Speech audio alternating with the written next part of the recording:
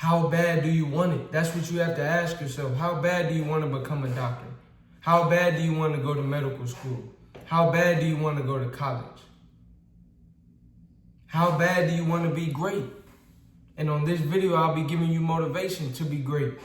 We've all been there. I've been there. If you're studying, if you're struggling with the journey, if you're feeling burnt out, this video is just for you. Who am I? I am Chamberlain, a second-year medical student at Howard University College of Medicine, also known as Big Game Chain. You know the name, the most authentic in the game. And I'll be telling you how to prepare, how to do what you need to do to be successful. Number one, define your why. This journey to medical school, the journey to becoming a doctor, the journey to reaching your goals and your dreams is a long journey. It's tough. You have ups and downs. But when you know why you're doing what you're doing, it helps you push past the adversity. So you have to define your why. Not for me, not for the person on your left or the person on your right, but for you. So you know why it is that you're waking up early to study, why it is that you're sacrificing certain things, saying no to certain parties and certain events so that you can study and prepare and put your best foot forward. This is your life. You have to live it your way. You have to ask yourself, how bad do you want it? Do you want to become a doctor? Do you want to fulfill that dream? Do you want to go to medical school? Do you want to earn a scholarship? Well, if so, you have to put the work in. The bigger the dream, the bigger the work, the harder the work that you have to put in. So define your why. If you're studying, it may be an organic chemistry course, it may be a physics course, but the vision has to be beyond that. Your why is greater than just that class, than just that exam. So do what you need to do to fulfill your why. Number two, when you're studying, you have to focus. No distractions.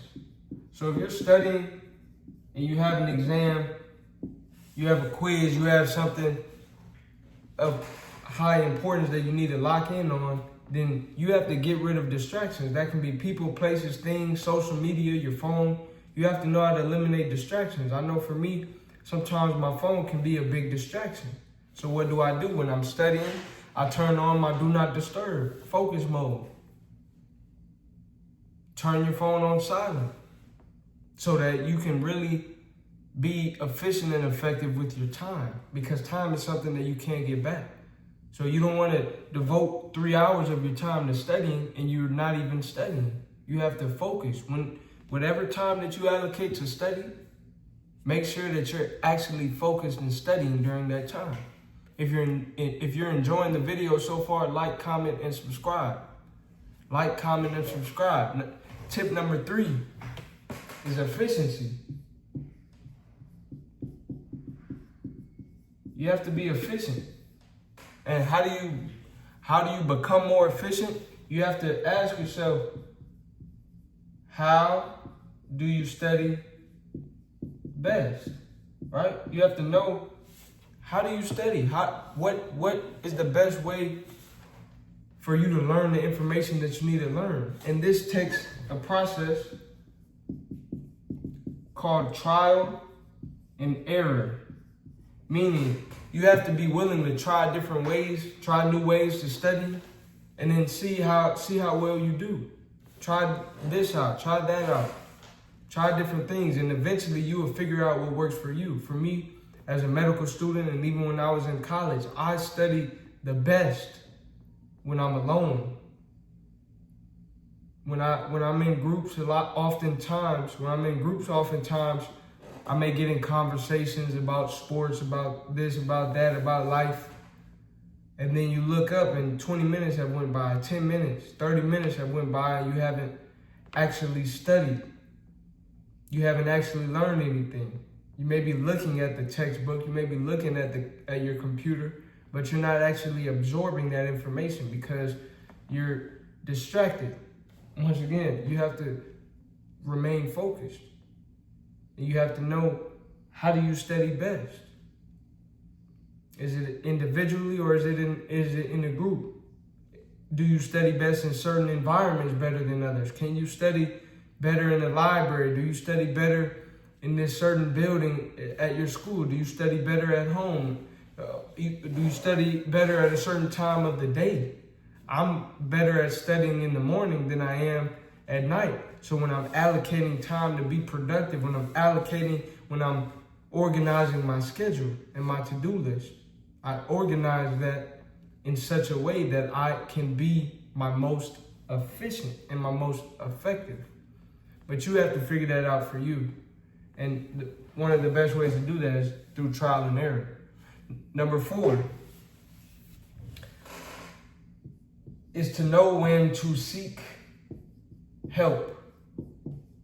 So if you're preparing for an exam, you may need help. You may not be able to do it all on your own. And there's no shame in asking for help. You're not less than, you're not any worse of a student or a person if you need help. It's okay to ask for help. It's okay to seek help. And it's better to be proactive than reactive. It's better to ask for help in advance than wait till you fail the exam and then now you want help. So if you're studying in advance, then you can seek help in advance. But you have to be effective and efficient with your time. So that's number 5. When it comes to studying, you have to have time management. Be proactive, not reactive. Effective and efficient studying revolves around great time management. So you have to manage your time effectively. If you're in college and you're a pre-med student and you want to still have fun, you still want to enjoy your college experience, you can. How do I know? Because I did it. And I have countless friends who also did it, who are in medical school, but who also had great time management to where they could still enjoy their college experience. You still can enjoy your high school experience. You can still enjoy your life while being productive, but you have to have great time management. So to summarize the video, if you clicked on this video, you want some motivation for your exams, you're a pre-med student, first things first, how bad do you want it? Define your why. Why do you want to become a doctor? Why do you want to go to medical school? Why do you want to do well on that exam?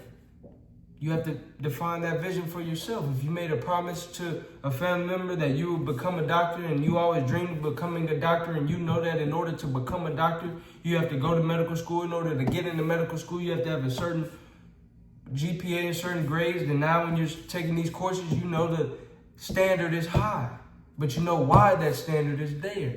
And you know why you're putting in the time that you're putting in to study and do well on that exam. Number 2, focus.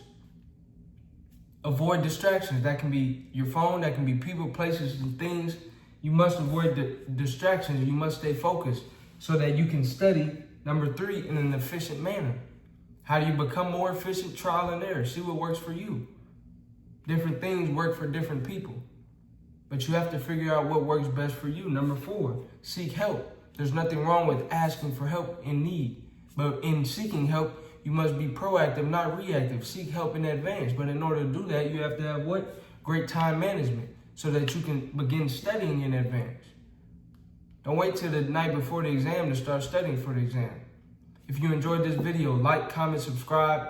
Let me know what you would like to see next, whether it's videos on studying for exams, balancing, time management. If you want me to go more in depth on focus and eliminating distractions, also check out my channel for more videos. And I will see you on the next video.